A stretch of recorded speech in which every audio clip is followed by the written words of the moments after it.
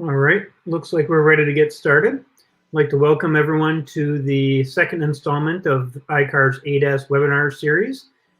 Today we're going to be talking about where to begin understanding ADAS. I am Scott Van Hooley. I am the OEM Technical Relations and Manager of RTS. And my primary responsibilities is interacting with the OEMs on a technical level and also managing the RTS team and the RTS website. My team develops content and places all the information on there and does all the research behind it. And we hope that that's a resource that you enjoy. I have been with iCar for about 10 years. Prior to that, I was a collision repair technician and I've done some estimating and various jobs throughout the industry. And like I said, I've been with iCar about 10 years now, and we hope you enjoy this webinar. Jeff? Alrighty, thanks, Scott. Jeff Poole here. I'm a subject matter expert at the Tech Center in Appleton, Wisconsin. I work with the instructional designers and the rest of the team up there to try to guide the content of our courses and any of the information we put out there to make sure it hits the mark. Got my start in the collision repair industry, probably like many of you, whenever I was very young. Ultimately going into a shop environment, commercial shop environment in the late 80s, and joining iCar as a part-time instructor in the mid-90s. Eventually, I moved up to a full-time position in 2006 with iCar in field ops, and joined the Tech Center operations in 2014 till present. I'd like to, work with electronics and technologies and things like that quite a bit. So I find a lot of this evolving technology to be really compelling and certainly the future of our industry. Bud? All right, I am Bud Center, Manager of Automotive Technical Research and Development here at the Tech Center, which for those of you that tuned in last week, Jeff called it guy in a cube, and that means I'm on the other side of the wall in that cube. I've been in the collision industry for 36, 37 years roughly. And much like what Jeff explained, started out in my father's shops when I was a kid, and then was a technician for a number of years, then moved into some leadership roles with MSOs, and spent some time on the insurance side of the industry as well. Been with iCar for going on 4 years now, and welcome to the second installment. Frank? Well, first of all, I want to thank iCar for inviting me to participate in this webinar series. It's a great series. I'm honored to have the opportunity to participate. So I've had the opportunity to be in this industry for almost 40 years. My first entry into the industry was back in the mid-'80s, where I raised about $100,000 from a venture capitalist or an angel investor. It built my first software platform way back in the mid-'80s before there was electronic estimating. So that shows you a little bit of my age. After that, I was involved with building the first Windows estimating system, Windows management system, the first industry parts procurement platform back in the late 90s, the first web mobile app for collision industry, built the Summit management system. Most recently, I had the opportunity to design Aztec's remote scanning and calibration platform. And then last but not least, launched Autotech Accelerators, where we have recently launched the Test Drive Copilot platform, which from what we know still today is really the world's only way to properly perform and document test drives. So again, iCar, thanks for the opportunity to participate. I look forward to the conversation and discussions. Thanks for joining us. All right. So normally I'm not a big fan of word clouds, but this was one that I thought kind of illustrated some of the issues the industry is facing. And even though there's only a few different manufacturers, a few different sensors and names for these systems, the OEMs have over 450 names for just for the sensors and 485 for the system names. And I believe television camera was Jeff's favorite. That when he saw that, he's like, "Well, can you remove that?" And I said, well, Jeff, this is actually from the database that runs the calibration search. This is an actual thing, and an OEM's calling one of these sensors, so it's got to stay. And then here's another one that has the just the different system names.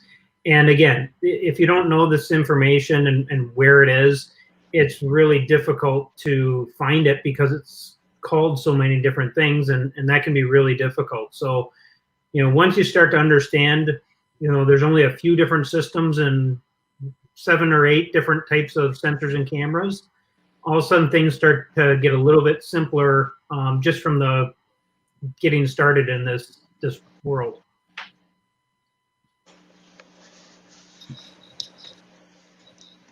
So just a little plug for RTS here. It's a shameless plug. I always like to do that.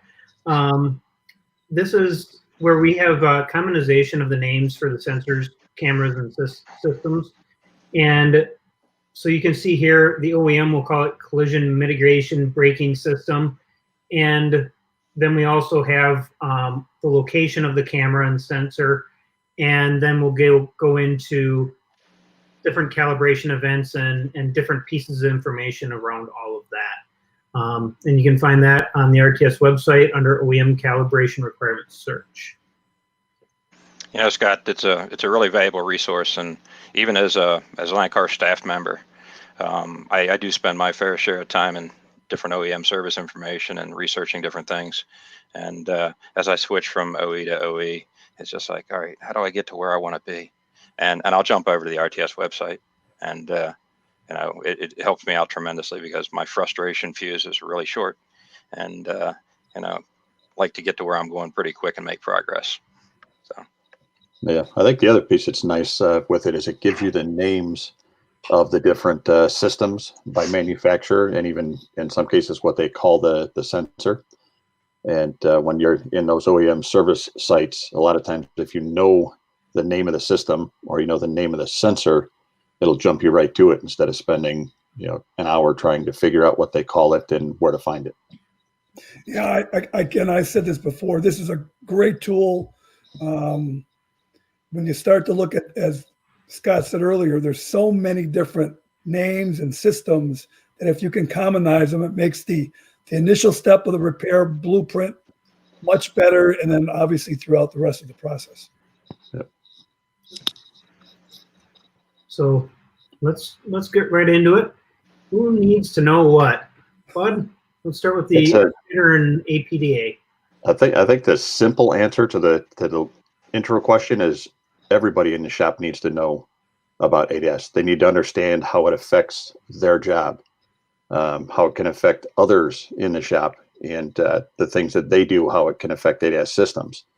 If we're looking specifically at an estimator and APDA, you might look at things like an estimator needing to understand which systems are on the vehicle, what the requirements are for recalibrations or anything that's going to affect those systems based on the repairs that are needed for that vehicle. Just going in and writing an estimate and then waiting until it gets into the shop, not a good idea. We need to identify this stuff up front so that we understand what their requirements are, if there's special tooling we're going to need, if we need to coordinate sublet repairs to get these systems calibrated. That the APDA and estimators need to know about this stuff up front before they get started writing an estimate. Need to have access to the OEM repair procedures. Absolutely 100% critical. If you don't get it right up front, it falls apart going down the process. So they need to know, as you said, Bud, what it is. They need to know where it's at. They need all of that. And then they also need to understand if it does need a calibration, what's going to be required as part of that process. So They need to understand all of those things up front, or it's going to elongate and create supplements and create problems down the road. Agreed. Yeah, and I'd like to jump in there and just thinking about maybe the damage that we're dealing with on the vehicle hasn't directly touched that technology, but there's still that potential, depending on what work is being done, that those considerations come into play of how's the work we're doing. One thing, the collision damage is one thing, but how does the work we're doing potentially affect that system as well? Right. Well, I know Which we've really is talked, a big piece for the technicians, right? When you jump into what a tech needs to know, it's understanding how the work you're doing is going to affect systems that you may not be physically touching that system, but because all of these systems are linked together, something you're doing may be affecting that system, and there may be calibrations required as a result. Yeah, and another thing, an estimator or even a CSR, one of the challenges they're going to experience is the consumer in a lot of cases don't understand what's on their vehicle, right? So if they don't understand, I think it's part of that estimator's role is to almost educate the consumer, say, do you know that you have this stuff? Because if you don't, they may come back later on going, well, how come the car's doing this? As part of the SECA calibration committee, one of the things that we've talked about in terms of the standard process is no matter what state the vehicle was in the beginning, all of those sensors should be calibrated back to OEM standards, right? And if the consumer doesn't understand what that means, that could be a problem. Agreed. Making sure the customer understands what's being done to their vehicle in general with all the repairs is critical. So I would agree with you. So then we talk about other shop personnel. Who else needs to know about it? CSRs in the front office. You've got a customer service rep on the phone with a customer and their vehicle's been in an accident, helping them understand what systems are on the car and what damages may make that vehicle unsafe to drive are going to be important. They don't need to understand how to fix it. They don't need to understand how to diagnose it. They just need to understand enough of it to be able to educate the consumer to understand whether or not their vehicle is safe to drive after a collision. well, and one role that we're starting to see more and more of is, there are people out there, all they do is research repair information, whether it's at a central location for a multi-shop operation, but they're not necessarily an estimator, but just somebody to look up all the information and make sure that they're getting everything compiled under that estimate so that, the estimator can continue to focus on the customer and technician can keep working on the vehicle. And, that's one of the things that I think we're seeing more and more of out in the industry. Some of the things that I've seen as we've gone out to some independent collision repair shops and talking through other coursework and some of our ADAS stuff as well, is seeing that as part of their documentation process, they're using a piece of glass on the car. Everybody's seen the square or the T in the windshield where we document data in, data out, technician, insurance company, all that stuff. But starting to see some shops out there actually documenting on another piece of glass all the ADAS repairs that are required, and then making sure that everybody in the shop is aware of what's necessary, what systems are not functioning properly currently, so that everybody's aware, and then that they also make sure that those repairs are handled before the vehicle goes back to the customer. Yeah, but it almost lends itself to, and I don't know if this makes sense, but almost lends itself to a separate, checklist or check-in list for ADAS related technology on the vehicle. Because it is so important in terms of the check-in process. Yep.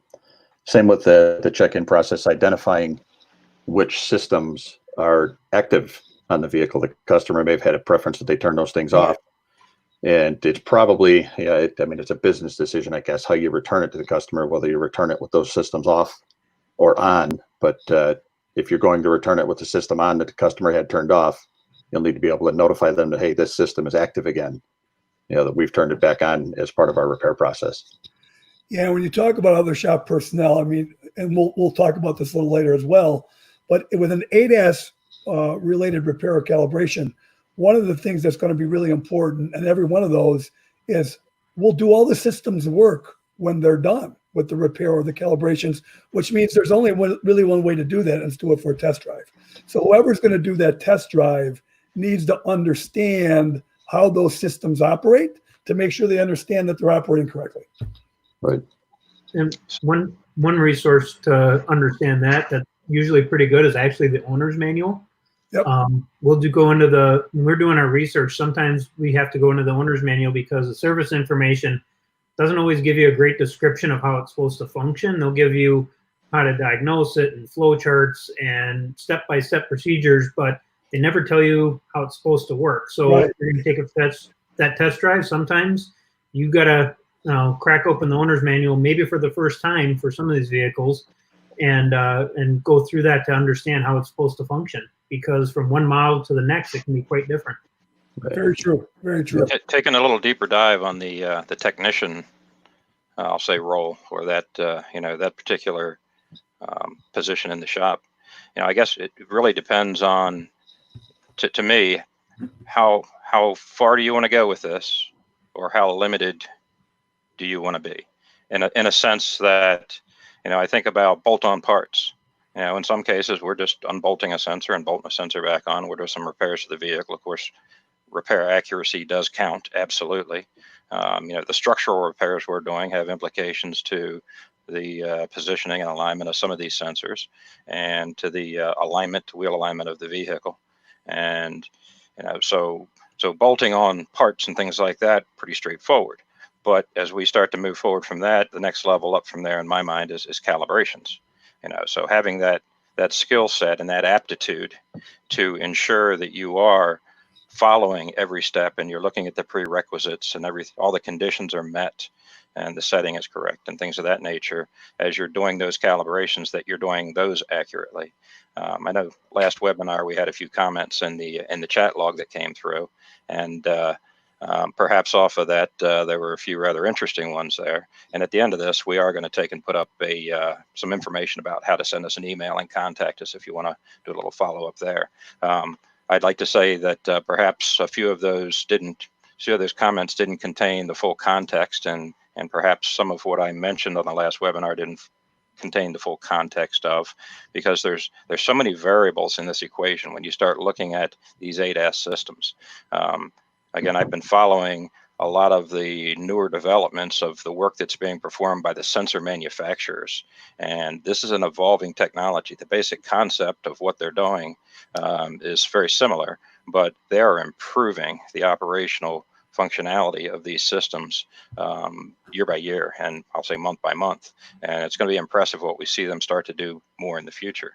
But thinking about what we do, I'm going to say there's certain things within our control as an industry, and there's things that are beyond our control. And we didn't design it, and I know the saying of we didn't break it, but guess what? We're responsible for making sure it's right before it goes back to that customer, because they are banking on it. And ultimately, as we look at this, those calibration steps that you do, okay, you're following the procedures in the manual, you're doing this, that, and the other thing. Hopefully you've done it right, and you've used the right targets at the right location, because again, some of the comments that we saw and some of the conversation revolved around where, while this technology is very smart, in some ways it's kind of dumb. It's kind of like I calibrate a bathroom scale. If I calibrate that scale and I put the wrong weight on it when I calibrate it, guess what? It doesn't know any better. Now it's out of calibration, but I hop on it and say, oh, looking pretty good today. So we take it to calibrations. And again, in many cases, folks have come to terms with some of that if they've got the tools, equipment, setting, aptitude, etc. Ultimately, diagnostics, whenever calibrations fail, become that next level up. And that opens up an entire world of onboard communication network diagnostics, understanding the architecture of the systems and the interactions of the systems and everything that goes along with that. And that is, in my opinion, that's a huge step up from just, I want to say, bolting something on and then doing a calibration, because when things go wrong, that's when it gets interesting. Well, so just a minute ago, Jeff, you said something about making sure that the car's right when it goes back to the customer, and the customer's banking on making sure that those systems are operating as designed. So I'm going to let you step into this one, because I love your lottery ticket analogy. But if we've got a shop that's doing all the sublet repairs, or they're sending these things all out for sublet for calibration, what does that do to their liability for ensuring that those systems are functioning properly? Well, first off, I guess we have to put that disclaimer out there. We're not here to give legal advice, and everybody has to go seek legal advice in their own jurisdiction. Sure. But as I, years ago, teaching live iCar classes, I had a lot of interesting conversations in classes and after classes with a lot of folks, and it was kind of interesting. I would regularly show up at a shop early for a class. And a lot of times the first place I would go was the scrap metal pile out back, because the scrap metal pile out back told me stories about some of the work that was happening in that shop. And I'm not saying they were all bad stories, but once in a while I'd find an interesting piece out there that kind of piqued my interest. And one day I took one of those interesting pieces into the shop manager and say, hey, you mind if I take this piece? And he's like, no, you go ahead. Off the scrap pile, we don't need it. And he's like, why do you want it? And I said, you don't really want me to answer that question, but I knew what the rail was off of. And so we had a bit of a conversation, and it was one of those situations where, okay, here's a rail that I'm taking half of a rail off of a car that I'm pretty confident there were no authorized sectioning procedures for at that point in time. So it told a story, and to me, and it was just like one of those things. And nobody got up that morning and said, oh, I know what I'm going to do. I'm going to fix this car wrong. It's just a decision that somebody made along the way that says, oh, I've done this on other cars and I can do this here. So the lottery ticket piece comes in where, I'm one of those folks that, thinks, wow, wouldn't it be nice to hit the lottery, and actually win money and be able to go do things I want to do because I want to do them versus what I have to do. And don't get me wrong, I really enjoy a lot of what I do. There's also some pain involved there somewhere along the line, but that's okay. It comes with the territory. Ultimately, the lottery ticket is, think about it a different way. Each time you make a decision in the repair process of every vehicle you touch that comes through your door, you're either buying good lottery tickets or you're buying bad lottery tickets. And you don't want to buy too many bad lottery tickets because one day one might come up, and it's happened out there in the industry. We've all heard about it, where unfortunate things have happened, and there's been folks involved in the repair process and the history of that vehicle, and things don't come out too good on the other end. So hopefully you're buying good lottery tickets and you're heading down a good path. Sorry, I know it took us off track a little bit, but I love his lottery ticket analogy. So had to get him to say it somewhere on camera. And to be fair, I've got a few that I've bought in the past that aren't so good.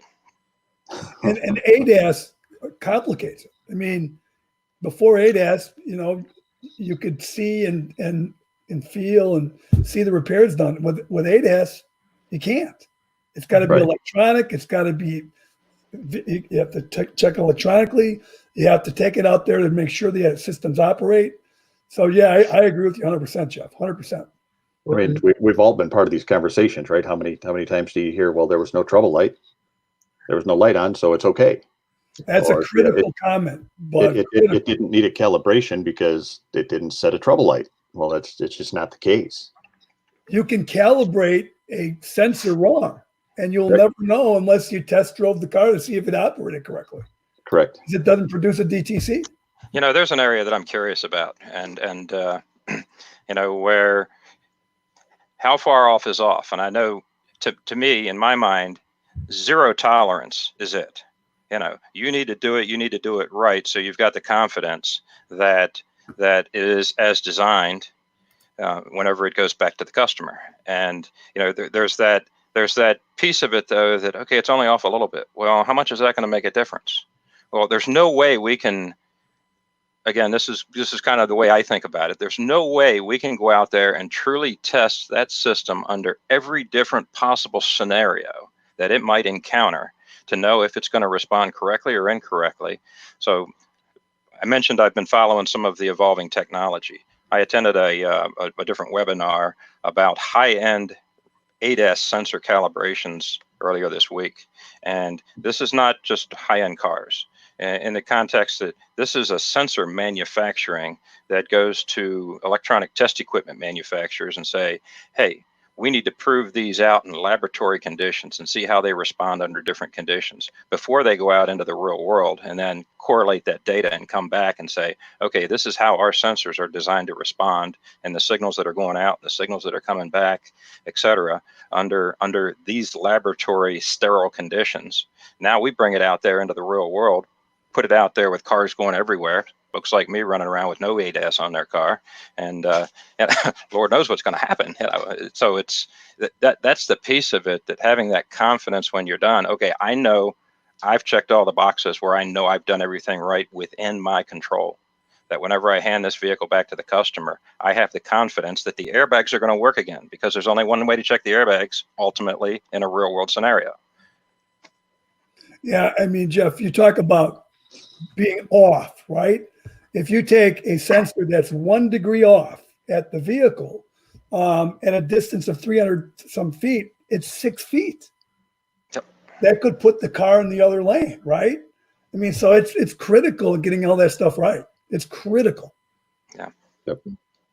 Agreed. So we kind of just touched on it a little bit, but one of the other questions we had on the slide was, what if I sublet? So what do we got to kind of think about when we're looking at, okay, we can calibrate certain things, or we're not going to calibrate at all, we're going to sublet anything. Where do we got to start to kind of think about some of that? All starts at the estimating process, all the way up front. Understanding what equipment you've got in the shop, what you're capable of, what needs to be done to the vehicle, and if it needs to be sublet, we need to start planning our sublet, coordinating the sublet repairs all the way up front, so that process rolls smooth.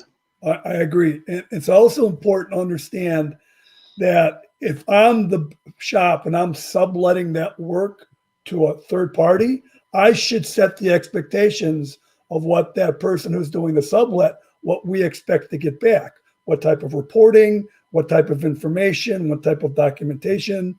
And the other thing I see that happens is most of the time, the company that's doing the sublet doesn't have access to the estimating or the repair order. I think it's critical if you're going to sublet the calibrations to a third party, they have to know the damage of the vehicle so they understand what they need to do. Critical.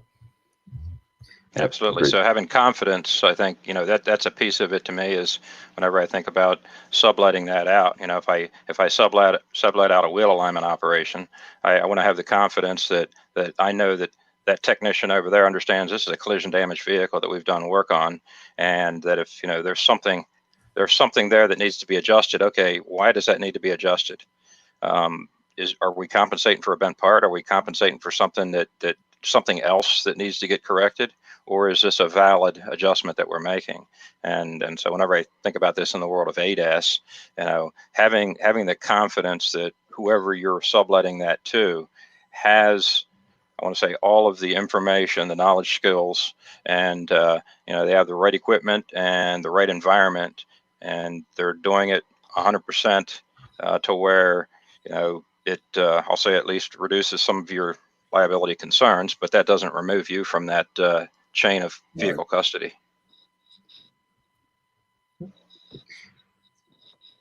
And I think you're going to find, and I could be wrong, but I think as ADAS progresses, I think you're going to see a whole industry appear of sublet calibration operations. Because, our industry, at least from what I've seen, most shops don't have the space. You need to have flat ground, perfect, proper lighting, proper space. So I think it's going to be a big business in the future. Well, and I know one thing that a lot of the industry always wants is they want those quick, easy checklists. Give me a checklist I can apply to every vehicle. Well, all these systems are, the amount of systems on each vehicle and how they operate and what needs to be done is so different. There's not that quick, easy checklist. You really have to dive in and look at each individual vehicle, what was done to it. If, your steering angle sensor is now off because you had to do a wheel alignment, you had to adjust that. How many systems does that affect? On one vehicle, it might affect 7 or 8 systems, and another vehicle, it might only affect 1. So you have to really look at each vehicle as its own individual thing, and everybody in the shop needs to be working together just to get all of those pieces pulled together and make sure they get done right.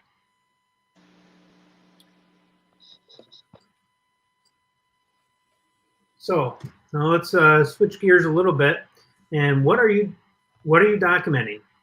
So we'll start off with the blueprinting process, like hopefully everyone is doing now. Yeah, where do you start? Blueprinting process, you're going to be documenting obviously all of your teardown procedures and what you're finding is damaged and all those kind of things. And during the repair, you're documenting the repair process. You're getting photos of where it started, where the work you've done. So you've got not necessarily to prove to anyone in the claims process, what's been done. But if it ever ends up in a legal situation, you want to be able to support what you've done to that vehicle, the repairs you've done. You get into ADAS, and it's really the same way with calibrations, whether it's static, dynamic. We've talked a little bit about making sure that when you're doing these calibrations, ensuring that those targets are in exactly the correct location. Before you start your static calibration, and making sure you follow all of the setup considerations and everything you need to do to prepare the vehicle. Dynamic, you get out on the road, make sure that you're driving the vehicle the way that it tells you. In some cases, it'll tell you drive it for X miles at this speed, and it'll for it to calibrate. But then testing the system when you're done to make sure that it's performing properly, and documenting what you're doing for those test drives. We've got a course that talks about post repair with ADAS, and going in and doing some of the calibration testing and things out there.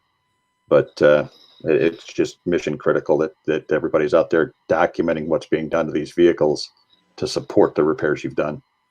Yeah, there's a term being used in the business today called the bulletproof file. And I'm telling our customers and shops I talk to, you need to document every repair as if you were going to end up in court tomorrow because of that repair. Hopefully you never do, but it's critical to document, because if something does happen and you don't have documentation, there's a liability component there.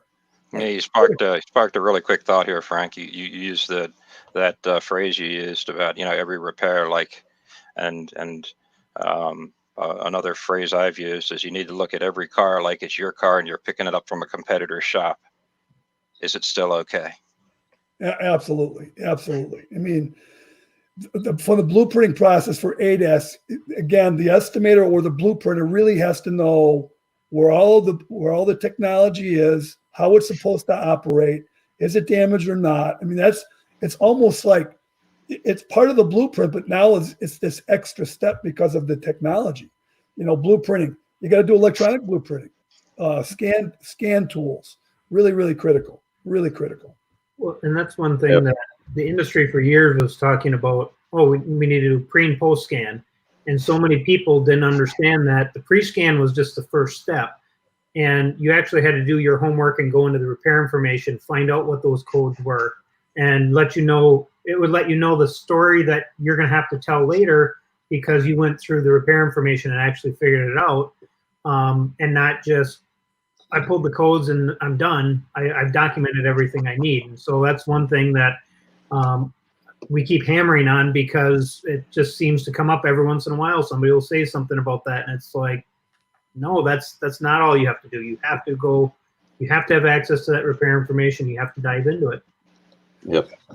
And we've talked a little bit about making sure that these vehicles are returned to the customer the way what the system's operating as designed. You think about, or at least I do, you start to think about some of these consumers that rely a little bit too much on their ADAS stuff. They think that these cars are autonomous, or they're ready to drive themselves. And if they're relying on that system and you've done a calibration, it's just a little bit off, and it changes the reaction time. When they're expecting the vehicle to take control, it literally could be the difference between a collision and not having a collision. So it's critical that these things are exactly correct. And that's why the test drive is so important. I mean, if you're doing the calibration and the calibration says it's calibrated, so I've calibrated the camera, is the camera calibrated correctly?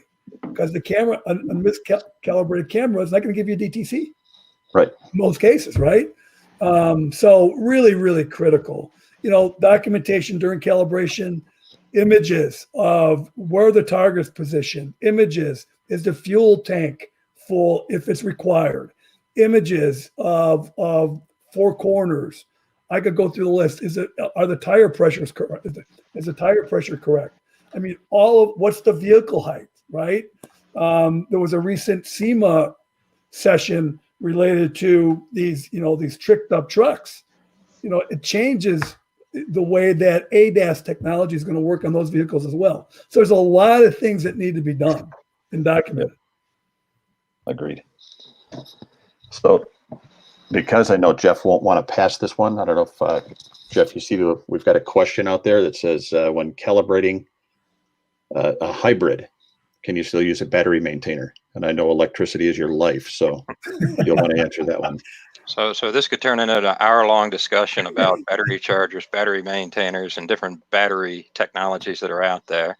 And so typically that does apply, though, to the 12-volt onboard battery, which may be a traditional, I'm going to call it wet cell lead acid, but many vehicles today use a AGM, absorbed gas matte battery, which has I'm going to say similar but different characteristics and properties from your traditional flooded cell. With any of these situations, my first question becomes, what's the make, model, and year of the vehicle, and have you done your research?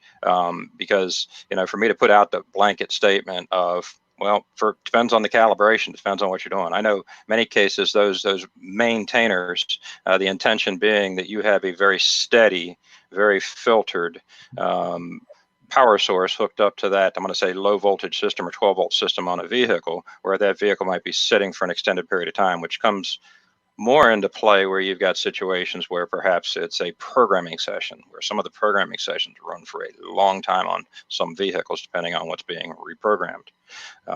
Ultimately, with many of the calibrations, in places where I've been and I've seen folks doing a lot of calibrations, they haven't necessarily needed to put a battery maintainer on them. If anytime you're putting a battery maintainer on there, you better make sure, again, that it conforms to the desires, wants, needs of that particular vehicle. And I have to put in the reference of check the service information for what they're guiding you to. So with that said, I also have to come back to batteries and body shops. Sorry, guys, gals, folks. So I think back, and I don't know that it's changed much, but we really have to be careful with these electrical and electronic systems on today's vehicles. They are tremendously different from what they've been in the past. I think we need a different webinar on dealing with just the simple process of jump starting a vehicle out in the parking lot whenever the battery is too low. Seems like, though, sometimes in the collision repair facility, for some reason, the 12-volt battery on some vehicles does drain down some. Might be because the interior light got left on, or the trunk light, or something else. Who knows? But those batteries don't magically recharge themselves off of the onboard charging systems in all cases. So I'll let it go at that. I probably haven't answered the question directly, but there's a lot of hidden variables in that equation of that question that you put out there. Yeah. So appreciate that coming in now. And one thing to add is even disconnecting a battery isn't like it used to be. There's actually procedures you have to follow. You have to wait a certain amount of time on some vehicles. It can all cascade down and give you all kinds of problems if you don't look at the repair information. I'm going to put three letters out there. BMS, Battery Management System. Do your homework on those. We'll probably talk about those another time. All right. The one thing I want to talk about before we leave documentation is at the end of the repair, and you've heard me say this again before, is during the test drive, you should be documenting all the different things that have been done during the test drive to validate that the systems operate as designed. You should document how fast the vehicle got up to, what speeds it took, how many left and right turns it took, where it went, all of that, who did the test drive, all of that, because again, part of that bulletproof file is critical for documentation to make sure the systems work. Great.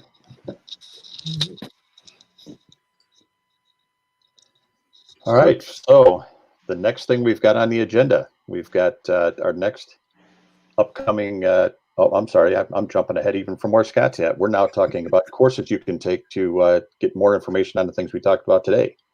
Those two courses would be Post-Repair Advanced Driver Assistance Systems. That's one that I referenced earlier. It gives you a little information about some of the testing that should be done on these systems post-repair. And then incorporating ADAS into your business, and that'll help you understand a little bit of the requirements when getting started in ADAS, and some of the things that your team will need to know. And then, of course, we've got the Collision Reporter. We mentioned it last time, but the ADAS edition is out there, cover to cover. It's all about ADAS, articles, discussions, interviews. If you haven't checked it out, give that a look. Well, and there's one other piece. We had a question that kind of ties right into this. Yeah. where do you recommend going to get familiar with different kinds of ADAS systems? And start on the RTS website. We have a lot of articles there that'll give you a lot of surface information, bring out awareness on a lot of these different systems. And then the courses we have, we dive deep into all of these different subjects.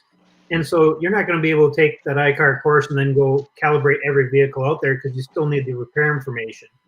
But you're going to be able to have a much better understanding of what you're going to need to do, what you would need to invest in, because we do go through some example calibrations to kind of get you to understand them. But this is a very long process. But start on RTS. That'll take you right some of the courses that are going to be related to those articles, and that's where I would say you should start. Yeah. Scott, I want to put you on the spot here, Scott, because I don't know how to answer this question myself.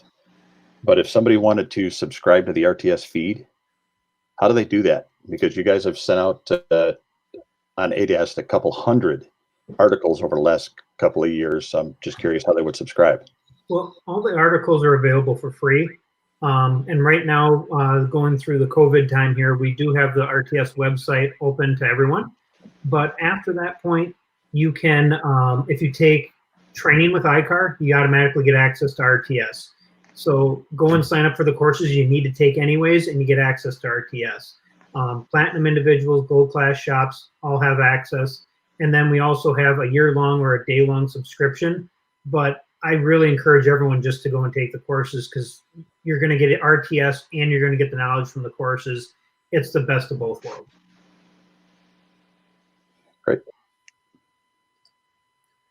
And now the screen that I tried to jump to when Scott changes the screen last time, our next two webinars. We've got one on July 14th, ADAS and OEM system service information, and on July 28th, get your shop ready, be prepared for ADAS repairs. I think that'll wrap it up for us for today. Yeah.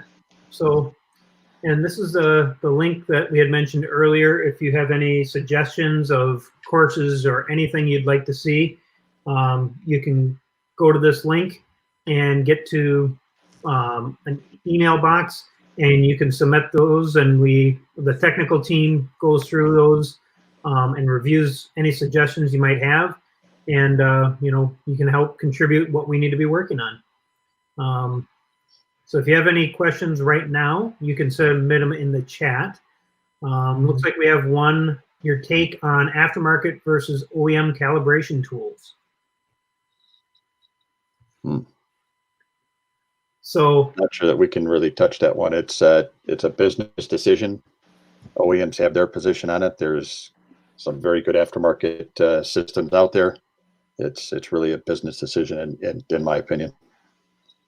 Yeah, like Bud said, the OEMs approve their equipment. I think in the future you may see some OEMs starting to possibly adopt some of those systems, but that's yet to be seen.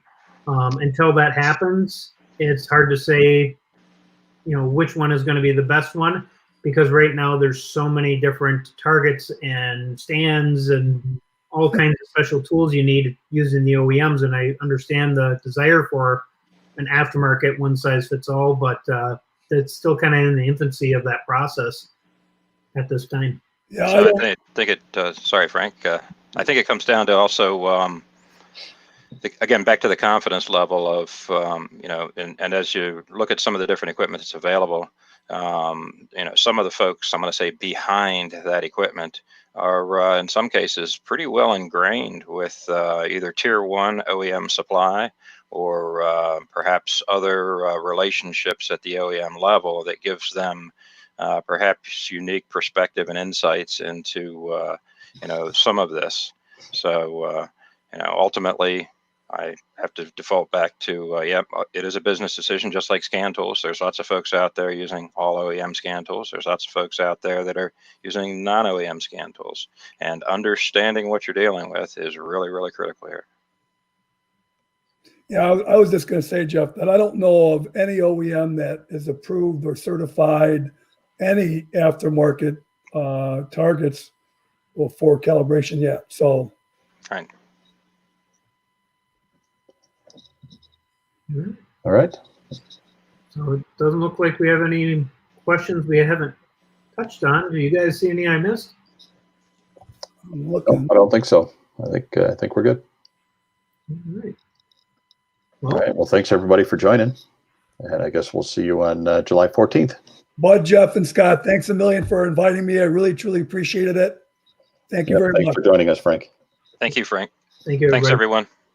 everyone.